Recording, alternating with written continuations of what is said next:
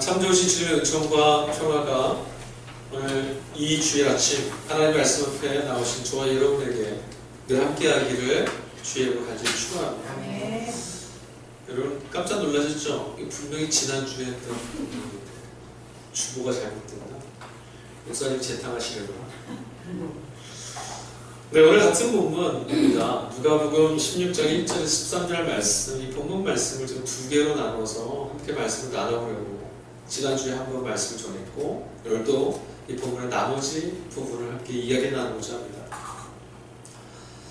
본문의 말씀은 참 어려운 대목 중에 하나예요. 지난주도 말씀드렸지만 본문의 글자 그대로 읽어내기에는 뭔가 좀 여운이 찜찜하고 예수님께서 도대체 무엇을 주목하셔서 우리에게 이 말씀을 주셨는지 고민하고 고민해도 선뜻 지혜가 떠오르지 않을 때도 많아서 참 난감한 본문입니다.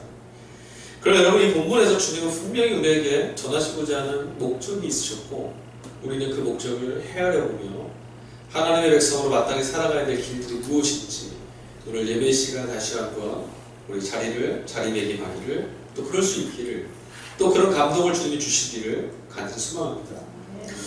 감리교회 창시자인 존 웨슬리 목사님께서는 1741년부터 1758년까지 27번 이상 했던 설교가 하나 있었는데 그 설교 제목이 뭐냐면 올바른 돈 사용법입니다.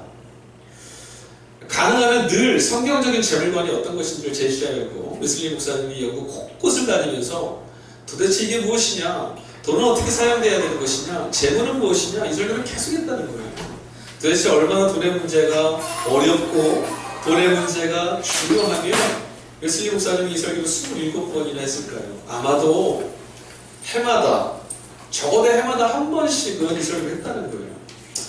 여러분들 익히 아실지 모르겠지만 웨슬리 목사님은 재물에 관해서 딱 세 가지를 교인들에게 말합니다. 첫 번째, 많이 벌어라. 할 수 있는 한 많이 벌어라 얘기했어요. 근데 여러분 오해는 하지 마십시오. 웨슬리 목사님 그 설교문 중에 이런 말씀을 합니다. 가능한 한 많이 벌되 자신의 건강을 해치지 말고 자신의 영혼을 해치지 말고 타인을 해하지 마라. 돈을 많이 벌되 자신의 건강, 자신의 영혼, 타인을 해하면서 버는 돈은 벌지 말아라. 두 번째, 많이 저축하라. 왜 저축하라 그랬을까요? 저축하면 많이 되라고? 내일을 돈으로 예비하고 준비해보라고? 아닙니다. 돈을 버는 목적이 뭐죠? 우리가 이 돈을 불의함과 탐욕에 의해서 쓰지 않고 자신의 욕망을 이루는 도구로 쓰지 않고 이것들을 금욕하고 절제할 수 있는 훈련을 하기 위해서 많이 저축하라고 얘기했어요. 세 번째 뭐라고 말씀하셨냐면 그리고 나서 많이 베풀어라. 많이 모아두는 이유는 하나예요. 내가 돈에 지배가 되지 않고 노예가 되지 않음을 입증하기 위해서 늘 저축하고 금욕했지만 그 돈은 어디다 써야 되냐? 나누고 베푸는 곳에 사용하려고. 웨슬리 목사님은 죽을 때까지 돈 갖고 있지 않았어요. 여러분 오늘 웨슬리 목사님의 설교 압축해서 딱 세 가지만 제가 말씀드린 거예요. 많이 벌어라, 많이 저축해라, 많이 베풀어라. 그 목적도 알고 그 뜻도 우리가 들으면 이 가르침이 어떤 것인지 충분히 공감도 되고 이해도 됩니다. 근데 여러분 정작 우리는 왜 이렇게 살지 못할까요? 많이 벌되 자신의 건강도 해치면 안 되고 영혼을 해서도 안 되고 타인에게 상처 줘서도 안 되는 것 알고 이해도 하는데 우리가 돈을 벌려는 것들을 그 길들을 돌아보면 내 건강을 해야 할 때도 있고 내 영혼을 상처 입힐 때도 있고 타인의 눈에 눈물이 나게 할 때도 많다는 거예요. 저축 많이 해서 나를 금욕하고 물질에 지배당하지 않는 것이 올바름을 알고 있음에도 우리는 왜 그렇게 못 살까요? 많이 베푸는 것이 우리에게 주어진 숙제임을 알면서도 우리는 이 돈을 내 안에 자꾸 끌어안아 내 속에 두려고만 했지 나누는 손에 인색합니다. 도대체 왜 우리는 이 말씀대로 살지 못할까? 지난주에 함께 나누었던 오늘 본문, 이제 그 본문에 우리가 지난주에는 앞절 말씀을 좀 많이 방점을 뒀는데 오늘 그 후반절 10절 이후에 나와 있는 그 뒷부분을 좀 한번 유심히 살펴봤으면 해요. 근데 여러분 지난주에도 우리 본문 말씀은 참 낯설게 들렸는데 근데 오늘 이 10절 이후의 본문들도 사실 굉장히 낯섭니다. 주석가들은 이제 다양한 의견이 있는데 1절부터 8절까지가 한 덩어리고 나머지 다른 이야기다. 예수님께서 다른 말씀을 하신 거다. 이렇게 말하는 사람도 있어요. 그러나 그렇지 않아요. 한 덩어리가 분명히 맞습니다. 그런데 이어지는 부분들이 뭔가 좀 생뚱맞고 뭔가 좀 낯섭니다.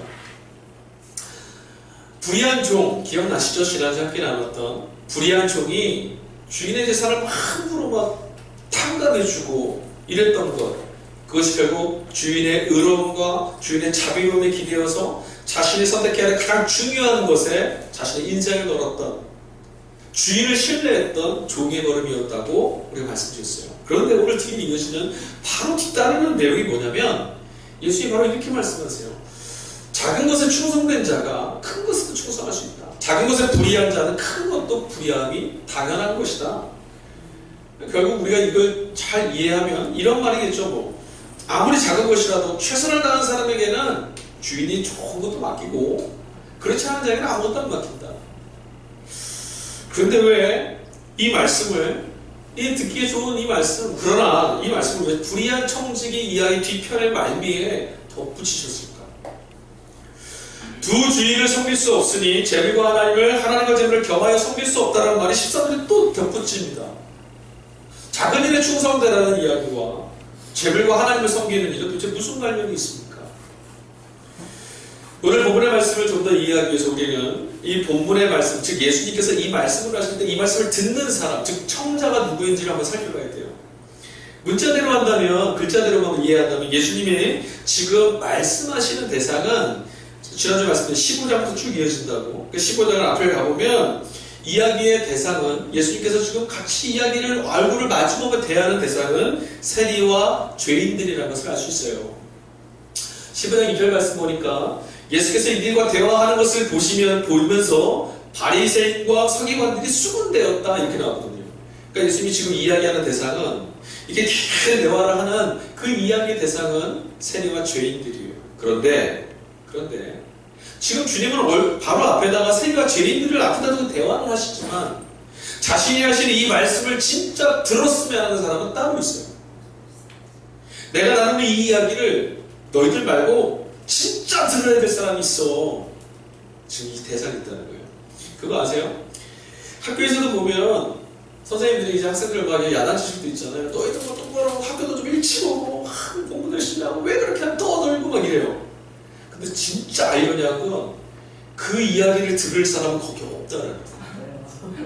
너 좀 일찍 다니고 결석하지 말고 막 야단쳐요. 근데 거기 앉아있는 애들이 지금 나왔잖아요. 그죠? 주님 똑같아요. 대화를 막 하시는데, 이야기를 하는데 이 이야기를 들어야 될 사람은 따로 있어요. 주님이 지금 바라보고 있는 시선의 사람이 따로 있다는 게 누굴까요? 오늘 본문에 16장 14절까지 읽었는데 14절 이후로 넘어가면 그 당사자가 등장합니다. 14절 이후에 언급되어 있는 사람들 누구냐면, 성경에 보면 돌을 좋아하는 바리새인들. 지금 이 이야기, 예수님이 말씀하신 이 상황의 제1청자, 그러니까 이 말씀, 예수님의 입술에서 나오는 말씀 직접 듣는 사람은 세리와 죄인들이었지만, 주님이 진짜 주님의 말씀을 듣기를 원했던 그 사람들, 들을 귀가 있기를 원했던 사람은 돈을 좋아했던 바리새인들이었다고 할 수 있어요. 주님의 시선이 지금 어디를 쫓고 있냐면, 돈을 사랑하는 마음을 품고 있던 그 사람들, 그들의 마음을 지금 주님의 시선에 쫓아가고 있는 거예요. 결국 오늘 본문에 우리가 읽은 13절 말씀 보니까 두 주인, 하나님과 재물을 겸하여 섬길 수 없다라고 말할 때 그 두 주인은 누구냐면 하나님과 돈입니다. 앞서서 10절과 12절 말씀 사이에 언급되고 있는 충성에 관한 이야기도 마찬가지예요. 작은 일에 충성된 자, 그럼 작은 일이 뭘까요? 바로 돈에 관한 문제입니다. 문제 들어가면 바로 거기에요. 그러니 돈에 관한 문제에 있어서도 하나님께 충성해야 된다는 말일 거예요. 그렇다면 돈 문제에 있어서도 충성하라고 하시는 이 말씀의 의도는 뭘까? 여러분, 충성이라는 말 한자어잖아요. 이 한자가 어떻게 이루어진 말이냐면, 충자는 마음의 중심이라는 뜻이에요. 가운데 중자는 마음 심자가 밑에 있거든요. 마음의 중심이 성, 말한 대로 이루어지는 것, 이게 충성이에요. 그러니까 이 말을 좀 표현해보면 이런 겁니다. 그 마음의 중심으로 삼고 가치로 삼고 중요하게 여기는 것이 그의 삶에 진짜 이루어지는 것, 이루어지게 하는 것, 이게 충성이라는 거예요. 이 말은 굉장히 정직해요. 우리의 마음에 무엇을 선택했냐에 따라서 우리가 진짜 이루는 삶이 그대로 결과로 나타납니다. 아주 정직한 말이에요. 제가 3일 기도회 때 여러 번 말씀드렸잖아요. 여러분, 도박하는 사람들에게는 늘 뭐만 보인다 그랬어요? 도박. 사람의 얼굴을 보면 그렇게 보이고, 그죠?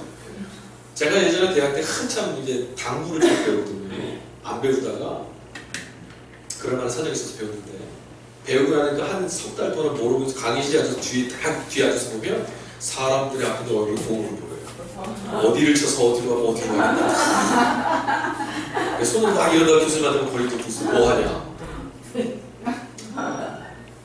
돈을 최고의 가치로 내 마음에 두고 있는 사람들은 그의 하루는 무엇을 추구하며 살게 될까요? 돈을 추구하며 살게 되죠. 사람 사이에 있어야만 마음의 위로를 받는 사람은 그의 하루가 늘 사람을 찾아 헤매게 돼요. 물질이나 세상의 어떤 것들을 통해서 내 마음의 중심에다 놓은 사람들은 하루의 대부분의 시간에 그의 삶을 늘 그것들을 추구하며 살 수밖에 없다는 거예요. 충성, 내 마음의 중심에 무엇을 두었냐에 따라 나의 삶은 그것을 이루며 살게 되는 거예요. 정직한 삶, 그게 바로 충성입니다. 이번에 예수님께서 진짜 말씀하고 싶었던 것은 돈을 사랑했던 이 바리새인들을 향해서 15절, 주님은 하나님께서 사람의 마음을 아신다 이렇게 말하셨거든요. 하나님이 사람의 마음을 아신다. 이걸 유진 피스터스 목사님이 그제 성경 사역한 성경 메시지 성경에 이렇게 표현했더라고요. 이 사회가 보고 대단하다고 이르는 것을 하나님은 꿰뚫어 보시고 터무니없다 말씀하신다. 저는 이 사역 번역본을 보고 무릎을 쳤어요. 여기에서 우리는 하나님을 믿는다는 것이 다른 신은 없다라고 고백하고 또 그 고백을 삶 가운데 이루어가는 것임을 우리는 알 수 있어요. 그리고 이 말은 그에게 있어서는 하나님 외에 다른 모든 가치가 상대화되고 내게 중요하지 않게 된다는 것을 말하기도 해요. 돈을 사랑하는 바리새인들에게 너희의 마음의 중심 가운데 너희 마음의 중심 가운데 정말 소중히 여기는 것이 따로 있는데 너희는 하나님이 아닌 돈을 더 소중하게 여기고 있다. 그런데 하나님 너희의 마음을 다 꿰뚫어 보셔서 너희들이 중요하다 여기는 것, 세상에 대단하다고 여기는 것 아무런 가치 없다라고 나무라고 계신다. 이게 본문의 말씀이에요. 여러분, 다른 신이 없다라고 말하는 우리의 신앙의 고백이 가장 치열하게 부딪히는 영역이 어디입니까? 아무리 부정해도 결국은 돈 문제예요. 우리 일상 가운데 가장 치열하게 부딪힌 자리는 바로 돈입니다. 그래서 어떤 경우에는 돈의 문제를 어떻게 해결하는가를 보면 그의 신앙이 어떻게 서 있는지 척도로 여길 수 있다라고 말합니다. 여러분, 정작 하나님과 돈 사이에서 우리는 흔들리며 살고 있지는 않습니까? 지난주에 나누었던 불의한 돈으로 친구를 삼아라 했던 그 말씀처럼, 그 예처럼 우리는 재물에 대한 이중적인 가치를 여전히 갖고 있습니다. 하나님을 주님으로 믿고 있으면서도 한켠에서는 돈의 위력 앞에 우리는 무능하고 깊은 곳에 이 사실이 들키지 않기를 바라면서 하나님 앞에 지금 그런 채 하고 살고 있을지도 모르겠어요. 마음속에 두려움이 있어도 겉으로는 용기 있는 척 하신 것이 우리입니다. 믿음이 없으면서도 거룩한 척 할 수 있고요. 재물과 돈을 사랑하면서도 세상의 가치를 폄하하고 하나님이 위대하시고 높으신 분이라고 우리 찬양할 수도 있습니다. 그리고 세상은 모두 그렇게 자신을 속인 채 살아가고 있습니다. 그래서 사람을 가면을 쓰고 살아가는 존재라고 말할지도 모르겠어요. 근데 이것이 어느 순간 익숙해지다 보면 내가 가면을 쓴 것인지 가면이 나인지도 구별이 잘 안 돼요. 그런데 이런 실존에 우리 지점에서 아찔한 음성이 들려오는 거예요. 하나님은 우리 마음의 중심이 어떠한지 꿰뚫어 보고 계신다. 저는 이 말씀이 우리 안에 무겁게 들리기를 원합니다. 당시의 바리새인들은 어떤 사람들이냐면 일반 백성들에게 굉장히 존경받던 종교인들입니다. 바리새인들, 우리가 예수님의 말씀을 통해 성경의 말씀을 막 예수님이 하도 그들을 막 지적하시고 힐난하고 비난하니까 아주 더럽고 비양심적이고 손가락질거나 마땅한 사람들이라 생각할 수 있지만 바리새인들은 굉장히 거룩한 사람이었어요. 경건주의자들이에요.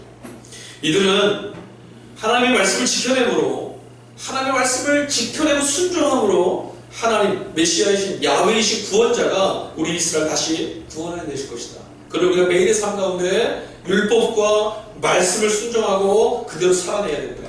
어떻게 해서든 말씀대로 살자. 이게 바리새인들이었어요. 그들은 대단히 덕망이 높았던 사람들입니다. 하나님의 구원을 기다리고 있는, 언제나 하늘을 바라보며 하나님의 구원의 역사를 기다리고 있는 존경받는 주들이었어요. 그런데 여러분, 시간이 지나가면 지나갈수록 이들의 거룩은 자신이 얼마나 율법을 사랑하고 숭고하고 고상한지를 드러내는, 나는 얼마나 말씀을 잘 지키고 있는지, 나를 통하여 하나님의 구원이 이곳에 임할 거라고 하는 자신을 드러내는 자기 희망과 자기 의로 퇴색되어져만 갔습니다. 겉으로는 금식을 하고 있지만, 그리고 절제를 하고 있지만 속으로는 돈을 취하고 죄물을 취하고 부유하게 사는 것들을 향해 고개를 기웃거리고 있습니다. 누가가 기록한 이 복음서에서 주님은 이들을 비난하고 있습니다. 그 이유가 바로 여기 있어요.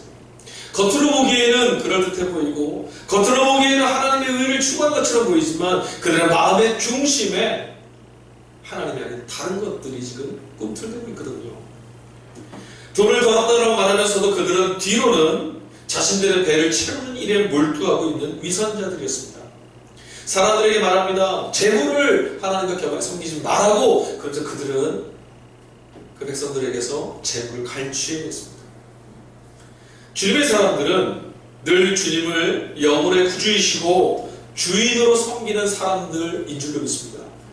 이들은 이런 사람들에게는 세상의 모든 것은 절대가 아닌 상대일 수밖에 없고 본질이 아닌 도구와 수단입니다.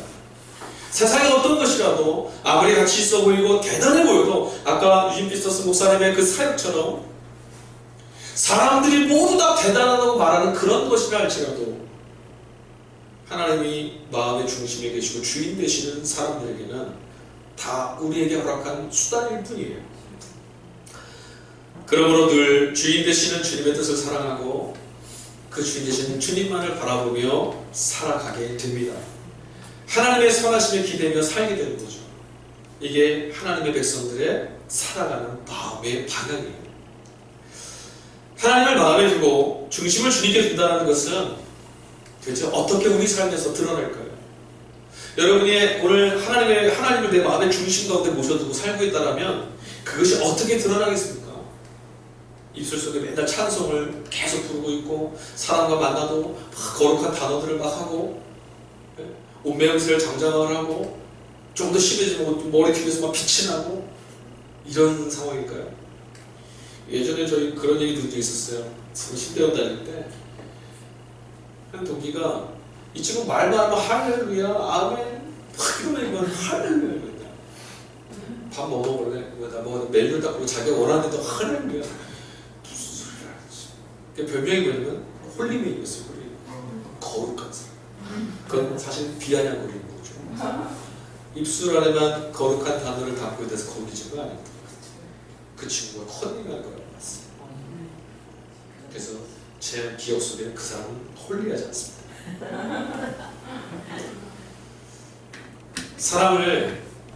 사람을 대하는 그의 일상을 보면 그의 마음의 중심에 하나님이 계신지 안 계신지 이제 알 수 있어요. 그의 말을 통해서 하는 것이 아니라 그가 행하는 그럴듯한 어떤 것을 통해서 하는 것이 아니라 그가 오늘 만나는 사람과의 관계에서 어떻게 살고 있는가. 사람을 대할 때 수단이 아닌 하나님의 존귀한 자로 대하고 있다라면, 사람을 대할 때 온유하고 겸손하다면, 사람을 대할 때 사랑함으로 대하고 있다면, 사람을 대할 때 그의 가진 것이 아닌, 그의 외견이 아닌 그 안의 중심과 하나님의 거룩하고 존귀한 자라는 인식을 갖고 대하고 있다면 그는 하나님을 대함에 있어서도 거룩하고 정직한 자에게 분명할 거예요. 왠지 아십니까? 하나님은 늘 우리 가운데 거하시고 그의 온 관심과 목적이 바로 이 땅에 있기 때문이에요. 하나님은 늘 당신의 연약한 사람들 곁에 계세요. 우리 그것을 복음서를 통해 예수님 통해서 봤어요. 주님은 늘 헐벗고 굶주리고 연약하고 아프고 눈물 짓는 이들 가운데 계십니다. 제 아무리 겸손하고 믿음이 좋고 신앙심이 좋고 경건의 언어가 입술을 열 때마다 막 이렇게 아름다운 언어들만 흘러넘쳐도 그가 사람을 대하며 진실하지 못하고 사람을 대하는 것이 자신의 목적을 이루기 위함이었다면 그는 결코 하나님 앞에도 진실한 사람일 수가 없습니다. 어떤 목사님이 이제 성도 한 분을 이제 가족을 맞아서 교육을 하다가 이 성도님에게 너무 많은 정을 줬어요. 참 괜찮은 분이었고 열심히 했는데 근데 어느 날 교육을 안 나오기 시작하더래요. 그래서 신방을 좀 했더니 이분이 이제 교육을 안 가려고 한대요. 그래서 도대체 왜 그러세요? 그 말씀을 여쭤봤더니 이 젊은 그 자매님이 어느 날 이제 교회에서도 잘 정착해 나가면서 훈련도 받고 기뻐하는 하루하루 살다가 성대 목욕탕을 이렇게 가셨나 봐요. 근데 목욕탕에 가서 이렇게 보니까 자기 여러분들이 앉아 계셨는데 자기 자리에 이제 세수대하고 이게 없었나 봐요. 근데 옆에 보니까 아는 아주머니가 앉아 계시는데 목욕을 하고 계시는데 거기 이제 몇 개가 있어서 여쭤봤대요. 이 그릇을 이 박수 이거 뭐죠? 세수대야. 이것을 제가 좀 가져다 써도 괜찮겠냐고. 근데 이분이 갑자기 버럭 화를 내면서 많이 찾아서 쓴 내 걸 가져가냐고 막 소리를 지르더래요. 면박을 주더래요. 나이가 좀 드신 분인데 너무 민망하고 너무 속상했다라는 거죠. 얼굴을 붉히고 거기서 뭐 싸우고 뭐 할 수는 없어서 한쪽 구석에 가서 이제 목욕을 다 하고 나왔답니다. 나와서 옷을 막 갈아입고 있는데 그분도 막 나오시더래요. 그 옷을 막 주섬주섬 입고 있는데 목욕탕 저 현관문이 열려 누가 들고 일요일에 사람들이 막 들어왔어요. 근데 들어오시는 분 중에 한 분이 거기 계시는 아주머니를 보고 이렇게 말하더래요. 어머 권사님 잘 지내셨어요? 기도하러 기도로 올라왔던 데 계셨다더니 여기 계셨구나. 그랬더니 이분이 뭐라 하신 줄 알아요? 은혜가 얼마나 쏟아졌는지 몰라. 말씀 중에 은혜가 넘쳐났어. 그래서 이분이 실족하신 거예요. 도대체 하나님 주신 은혜는 어떤 것일까? 하나님 앞에 선다라는 게 하나님 만난다는 게 도대체 뭔 일이에요? 저럴까? 그래서 교회를 떠난다. 하나님은 우리의 본질과 우리의 목적으로 또 우리 마음의 중심이 주님으로 계시지 않는다면 우리는 얼마나 그런 척하면서 살 수는 있지만 우리는 아주 형편없는 사람이 될 수도 있어요. 옆에서 사람이 죽어나가도 무감각해지고 둔감해지는 차가운 사람이 될 수도 있습니다. 주님은 이스라엘의 찢긴 백성들 사이를 찾아다니시면서 그들의 눈물을 닦아주시고 하늘의 소망이 너희 안에 있다는 것을 입증하시기 위해서 그들에게서 찾아가셨는데 굶어 죽어가는 이들이 비일비재했던 그 시절에 그 땅에서 정작 하나님의 구원과 소망을 전해야 됐던 그 종교 지도자들이 그 바리새인들이 자신의 배를 채우기 위해서 돈의 눈이 어두워져 있었다는 거예요. 그들의 모습은 하늘을 우러르며 두 팔을 올려드리고 하나님을 향한다라고 하고 있었지만 그들의 마음은 여전히 돈을 향하고 있었어요. 그들에게 사람은 수단이었습니다. 그들에게는 돈이 목적이었어요. 그러니 이들은 하나님을 마음의 중심으로 삼지 않은 사람이 분명해요. 주님은 그 사실을 꿰뚫어 보신 거죠. 또한 주님이 보시기에 그들은 작은 일에 충성하지도 못하는 사람들이었어요. 즉 작은 일에 그들 마음의 중심을 놓치고 마는 사람들이었거든요. 작은 일이 뭐라고요? 아까 돈의 문제라고 말씀드렸습니다. 하나님이 맡기신 그 재물을 주인이신 하나님의 뜻에 따라 사용할 줄 모르고 그 재물의 주인 되어져 버린, 지배되어져 버린 그 사람들. 이미 그들 안에는 하나님이 아니라 돈이 그들의 신으로 자리 잡고 있었다는 거죠. 그리고 그것이 결과로 나타났다는 것을 주님 지금 고발하고 있는 거예요. 그들은 하나님을 믿는 사람이 아닙니다. 여러분 어떤 것이 작은 것이고 어떤 것이 큰 것입니까? 얼마만 해야 크고 얼마 못해야 또 작은 것입니까? 우리의 시선은 여전히 여기에만 머물고 있어요. 그리고 우리의 가치는 이것을 뛰어넘지 못하고 있습니다. 그러나 여러분 그것들은 모두 그 대상을 취하고 그 대상을 바라보고 있는 나 자신이 가지고 있는 가치로 정해지는 거예요. 얼마나 크냐, 얼마나 작냐, 얼마나 가치 있냐, 얼마나 가치 없냐는 그것을 대하고는 내 마음의 중심이 어디 있냐에 달라요. 여러분 실제로 예수님께서는 말씀을 통해서 작은 것에 대한 얘기를 많이 하셨거든요. 마태복음 26장에 보면 예수님께서 달란트에 대한 말씀을 하십니다. 기억나십니까? 1달란트, 2달란트, 5달란트 주님이 나누셨죠. 그래서 그 재물들을 갖고 돌아온 종들을 향해서 주인이 이렇게 말해요. 주님의 말씀인데 1달란트는 나중에 나올 거예요. 2달란트, 5달란트를 남겨온 종들에게 뭐라고 말씀하시냐면 작은 일것에 충성된 종이라고 칭찬하세요. 여러분 달란트, 2달란트, 5달란트 작은 거라고 말씀하시니까 굉장히 작은 거 같죠? 그럼 1달란트가 우리 현재 시세라면 어느 정도 되는 줄 아세요? 얼마요? 20만원? 아유, 말도 안 되는 소리요. 1달란트. 얼마나 될까요? 대충. 단위로. 1000단위? 1000원? 아니야, 1000만원? 좀 더 쓰세요. 1억? 더 쓰세요.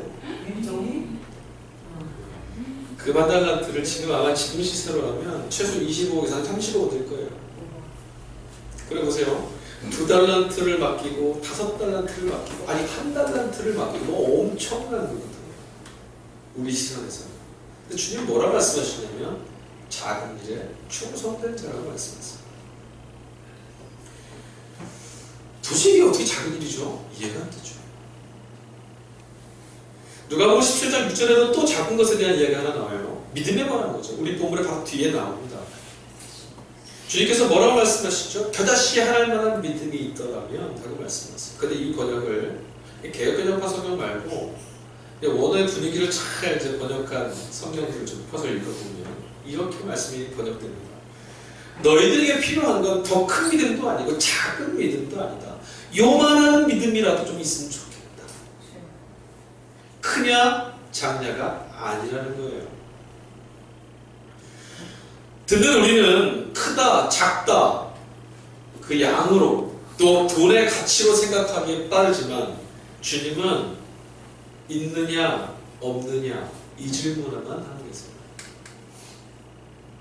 어떻게 그 달란트 어마어마한 돈을 주님이 그것보다 더 많이 쓰신 분이에요? 돈 한 푼이라도 더 있잖아요. 근데 그게 어떻게 작다고 말할 수 있을까? 하나님이 마음의 중심에 있는 자에게 그것은 아주 작은 거거든요. 돈의 문제를 작은 거라고 말씀하셨던 주님과 달리 이들에게는 이미 돈은 너무나 큰 것이 되어 있습니다. 유진 피터슨이 아까 썼던 그 자신의 메시지 성경에 뭐라고 말했어요? 이 사회가 대단하다고 이르는 것들, 많은 사람들이 동경하는 것들, 많은 사람들이 부러워하는 것들, 돈이 그들에게 그런 것이 되어 있죠. 이 사회가 대단하다고 말하는 것이 여러분 눈에도 지금 대단해 보이십니까? 주님은 우리에게 지금 이런 질문을 하시는 거예요. 이 세상에 쫓고 있는 것들이, 이 세상에 명성이 있다고 하는 것들이, 이 사람들이 우러러보는 것들이 너희들의 눈에도 대단해 보이느냐? 주님 어떤 대답을 원하시는 거죠? 우리 눈에 그것은 작은 것이라고 말하기를 원하세요. 기독교 신앙은 분명하게 말합니다. 돈을 하나님과 동시에 섬길 수 없다라고 말합니다. 그 말은 돈은 우리의 주인이 되면 안 된다라는 말이에요. 돈을 우리의 주인 삼지 않기 위해서 우리는 어떻게 살아야 됩니까? 돈을 버려야 되나요? 돈을 안 버리고 안 써야 되나요? 아니요. 다른 주인을 섬기면 돼요. 하나님 우리 중심에 계셔서 우리 주인이 되시면 하나님을 주인 삼는 삶의 도구가 됩니다. 이것도 좋고 저것도 좋은 거 아니에요. 돈은 작은 것이고 주는 크신 분이에요. 하나님의 선하심을, 하나님의 셈하시는 분이심을 알지 못한 채 맡겨진 것을 작은 것으로 보고 크고 크신 하나님의 뜻을 구하며 살아가지 못하고 있던 바리새인들. 어쩌면 예수님 당시에 그 바리새인들이 오늘 우리 시대의 교회의 모습, 오늘 바로 저와 여러분 안에서 발견되지 않고 있는지 걱정스럽습니다. 여러분 기억해야 합니다. 하나님은 우리의 마음의 중심을 꿰뚫어 오는 분이십니다. 우리가 지금 무엇을 주인 삼아 우리의 삶의 다른 이야기를 써내려가고 있는지를 주님은 알고 계시다는 거예요. 또한 세상이 대단하다고 숭상하는 것들이 주의 눈에는 아주 작은 것이고 우리도 그것들을 작게 보기를 원하시는데 우리는 이것들이 내 안에 크다라고 말하며 살고 있지는 않지. 세상 사람들이 대단하다고 말하는 것을 나도 역시 큰 가치로 여기며 그거 붙잡으려고 주님을 잊은 채 살고 있는 것은 아니지. 그리고 또 하나 더 기억할 게 있어요. 사람들이 세상에 손가락질하는 것들이 더 크고 세상에 우러르는 것들은 주님 앞에서 가장 작다는 사실을 우리는 알아야 돼요. 여러분, 우리 본문의 말씀에 작은 것이라고 했던 쓰여진 이 말, 헬라 단어 뭐라고 말하냐면 엘라키스토스라고 쓰는 말인데 그냥 작은 것이라는 말이 아니라 가장 작은 것, 아주 작은 것, 눈에 보이지도 않을 만큼 사소한 것, 이런 뜻이에요. 여러분, 세상이 작은 것이라고 지나쳐갈 수 있는 것들, 우리가 오늘 지나치고 있는 그 작은 것은 뭡니까? 그리고 주님이 작다라고 말씀하시는 아주 사소한 것이라고 말하는데도 우리 안에는 여전히 주님보다 크게 있는 건 뭡니까? 저는 오늘 이 본문의 말씀을 통해서 주께서 말씀하시는 거, 우리가 아주 작다라고 생각하면 눈여겨보지 못하고 지나쳐가는 것들, 그러나 그 안에 하나님의 뜻이 담겨있는 것들을 크게 볼 수 있는 눈이 우리 안에 있기를 간절히 소망합니다. 여러분, 세상에 우러르는 것들은요, 우리가 주의를 기울이지 않아도 작은 것이 크게 보입니다. 그러나 여러분, 하나님이 보시는 하나님 나라의 큰 것들은요, 아주 주의를 기울이지 않고 하나님을 향해서 우리가 온마음을 쓰지 않으면 잘 보이지 않아요. 주님은 돈을 주인으로 삼으려는 사람의 마음을 꿰뚫어 아셨고, 또한 사람의 길에 함께하고 계시는 하나님의 마음도 꿰뚫어 알고 계셨어요. 하나님 우리를 심판하시는 분이라는 이 한 구절에 머물지 마시고 우리도 하나님의 마음을 꿰뚫어 아는 사람들이 되어야 됩니다. 목적과 습관이 뒤바뀌지 않고 중요한 것을 중요하게 여길 수 있는 이 가치 전도가 언제 일어납니까? 우리 안에 정말 작은 것을 작은 것이라고 볼 수 있고 큰 것을 귀하게 여길 수 있는 이 눈이 언제 열려집니까? 오직 예수가 그리스도라고 고백되어지는 그 마음 안에서 일어나는 거예요. 예수님이 구원자이십니다. 주님만이 우리의 구원이십니다. 하나님이 우리의 주인이십니다라고 고백할 수 있는 그 자리에 우리의 가치의 눈은 열려집니다. 그럼 더 이상 다른 주인이 우리를 지배할 수 없어요. 주인 대신 하나님이 우리의 마음의 중심에서 우리 인생을 책임져주는 삶을 살게 되는 거죠. 우리의 감추어진 마음을 하나님이 꿰뚫어 보시는 고발의 자리가 아니라 바리새인들처럼 예수께서 고발하시는 그 자리가 아니라 주님의 마음을 꿰뚫고 가치와 삶을 주님의 나라를 향하여 들 때 그리스도 예수 안에 있는 그 하나님의 평강이 우리 모두의 삶을 지켜주실 줄 믿습니다. 아멘. 오늘 우리는 그 듣는 귀가 열려야 됩니다. 작다 크다 높다 낮다의 우리의 가치와 양의 개념이 아니라 너희에게 주인은 누구시냐라고 묻는 하나님의 말씀 가운데 아멘, 우리는 주님을 믿고 따르는 사람입니다. 고백할 수 있기를 우리가 살아가는 매일의 삶 가운데 이 고백이 변하지 않고 하나님께로 늘 향할 수 있기를. 그래서 우리 주인 되시는 주님이 인도하시는 삶, 돈이 이끌어가는 삶이 아니라 세상의 명예가 이끌어가는 삶이 아니라 세상이 우러르는 어떤 것에 맡기는 인생이 아니라 참된 생명의 주님, 그 주의 평강이 우리의 삶을 채우고 이끌어가는 주님의 사람들 복된 하루가 될 수 있기를 주 예수 그리스도의 이름으로 간절히 축원합니다. 아멘. 기도